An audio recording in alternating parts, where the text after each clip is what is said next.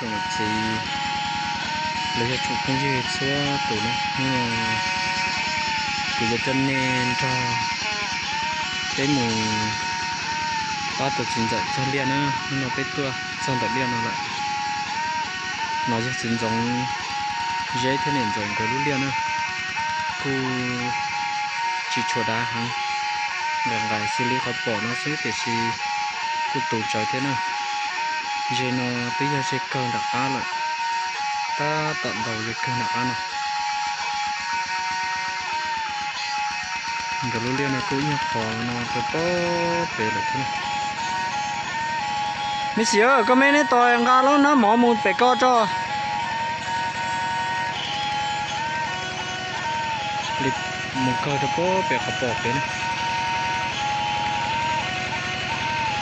nhưng mà cái tôi trong ở bên này thì chỉ một cái tôi cho sẽ chỉ là chỉ một số cái bên này cái chỉ đó chẳng nó bên nó siêu là chỉ mua đấy chỉ nó là thế nó số cái này nó bên tôi cho liệp bên trong ở bên này nó thế bên ta tỏ nó số nữa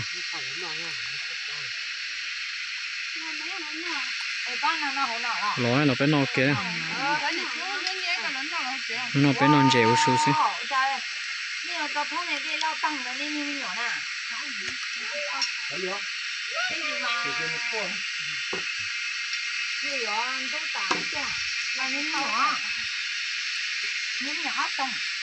lấy một tô khơi bạn đây đến gì à? Tôi chỉ khơi cũng không chưa.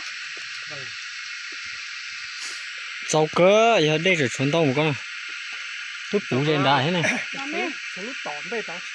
Ờ. Ôi, sải thả.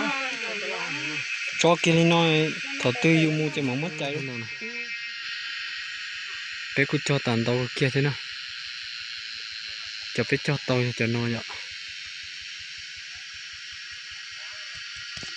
Bỏ bé riêng được khỏi lại trường tàn tàu rồi. Tàu chỉ tàu ta cho bé cho chỉ lấy. Bé cứ cho tàn tàu ta cho lì thế nào?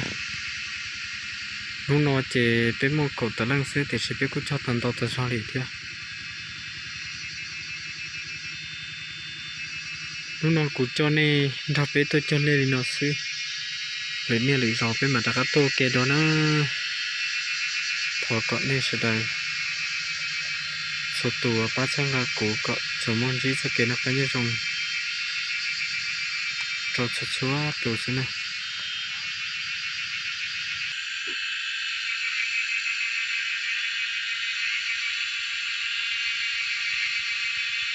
Chọn tu là chè bé là một chè là nó cho chỉ tao ta lia tự xin chọn tu lại chè bé là một chè lại